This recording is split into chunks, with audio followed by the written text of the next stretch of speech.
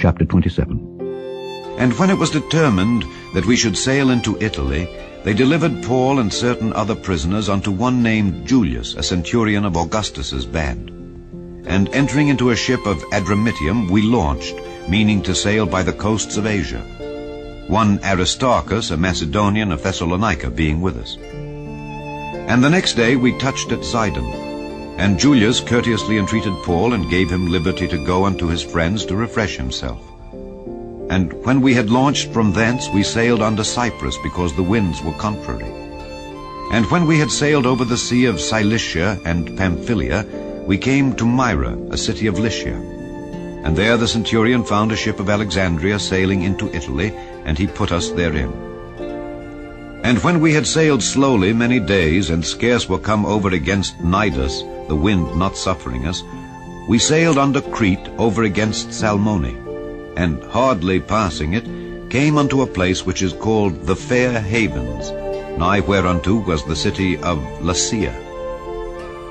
Now when much time was spent, and when sailing was now dangerous, because the fast was now already past, Paul admonished them, and said unto them, Sirs, I perceive that this voyage will be with hurt and much damage, not only of the lading and ship, but also of our lives.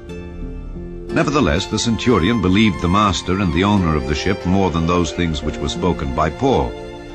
And because the haven was not commodious to winter in, the more part advised to depart thence also, if by any means they might attain to Phoenice, and there to winter, which is an haven of Crete, and lieth toward the southwest and northwest.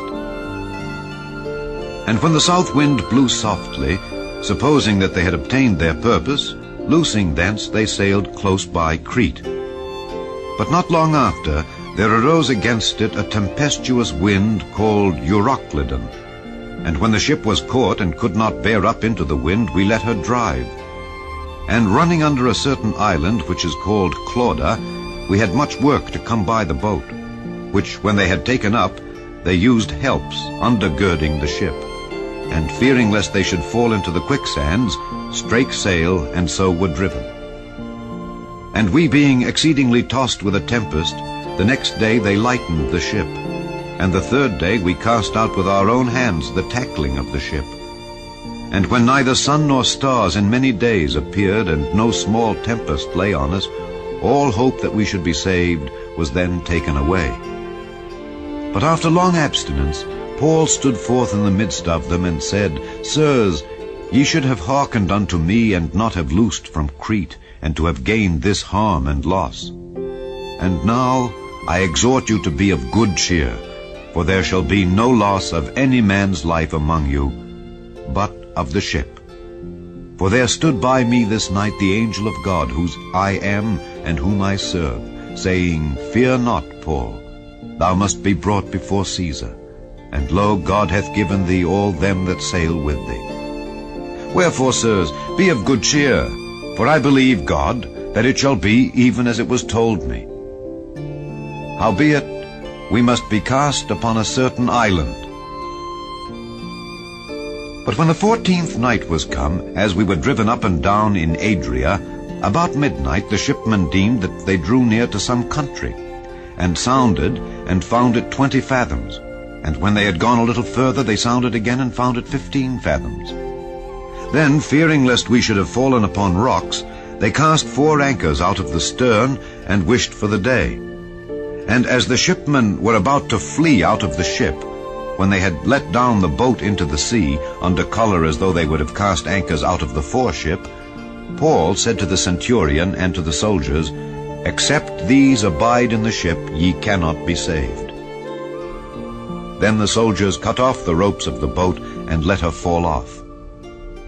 And while the day was coming on, Paul besought them all to take meat, saying, This day is the 14th day that ye have tarried and continued fasting, having taken nothing.